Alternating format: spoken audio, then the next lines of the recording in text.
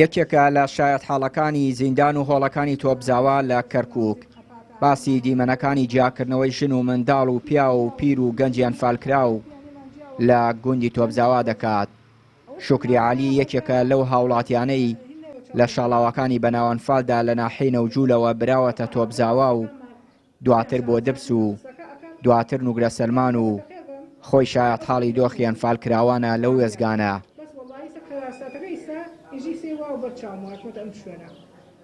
جاغم نشتە نامان زەلامەکانیان لێمان جیاوە کرد وای چی زەلامێ چی حاڵێکیان یاخوا ئەوە مندی میسومان نەیبینێ والله خزمێ خۆمان ئامۆزامانە دەستیان کردە گیرفانی ئێمە دانریایمان هەڵشیانمانشان تەوجێ ناقاعەکان نەکریایمان ناو قاوشەکان بڕۆی ناو قاوشەکان و نامانە نووسی و ئەمانیان کردە قاوشەکان و ئایلە ئایلە ئاوا من برام پیاوەکەم زۆر کەسمان یعنی ئامۆزا خاڵۆزا خاڵۆ گشتی ڕۆیی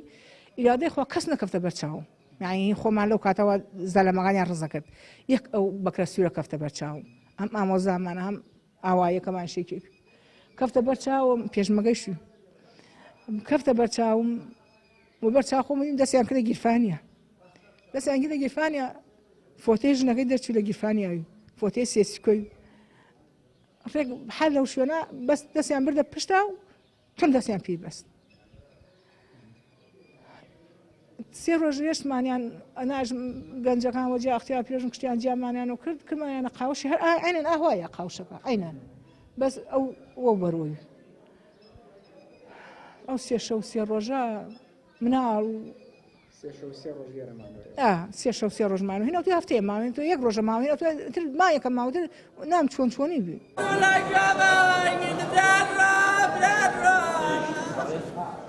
بیستی چوار کۆتا ڕۆژی قۆناغی سەی پرۆسەی ڕاگواستن و کۆمەڵکوژی گەلی کووردە لە باشووری کوردستان کە ناویان فالی لێنراوە کە سوکاریان فالکراوان و ڕێکخراوەکان مەراسیمی تایبەتیان بەو بۆنەوە لە گوندی تۆپزاوا ڕێک خست. ئەنە ئەوەش برامە ئەوە برامە ئەوە برامە ئەوە باوەکم ئەوەش برامە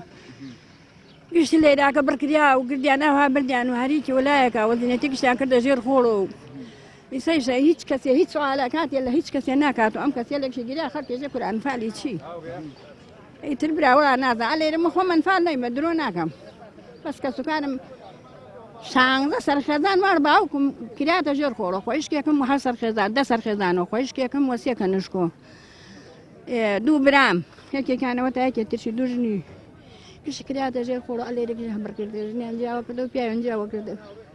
داواکاریمان ئەوە یەکەم ئێسک و پریسکمان بۆ بێرنەوە بزانی کامەین کە سوکارمانە کامەین ئەو شێرە کوڕێ لەتانیە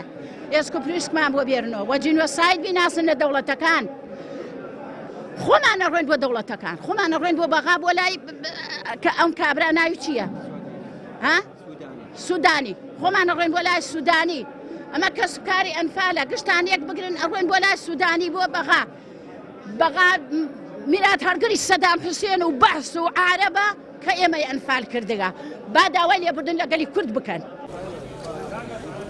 ڕێکخراوەکانی پرسی ئەنفال و جینۆسایدیش دەڵێن مەبەست لەو مەراسیمە پاراستنی هۆڵەکانی تۆپزاوا و هەنگاونانی زیاترە بۆ دروستکردنی مۆنۆمنت لە تۆپزاوا.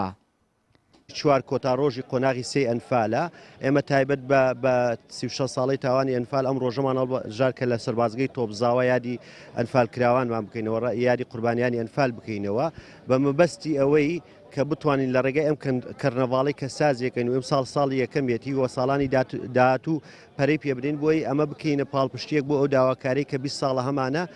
بۆ ئەوی سەربازگەی تۆپزاوا بکرێ بە مۆنۆمنت. گوندی تۆپزاوا دەکەوێتە 15 کیلۆمەتر لە باشووری سنتەری شاری کەرکووک لە هۆڵەکانی ئەو گوندە کە لە 33 هۆڵ پێک هاتووە هاوڵاتیانی ڕاگۆزراویان لەوێەوە جیا کردەوە و بەرەو بیابانەکانی سەماوە و نوگرە سەلمان براون و ئەنفال و زیندە بەچاڵ کراون. چیانوری کەناڵی پەیام گوندی تۆپزاوا کەرکووک.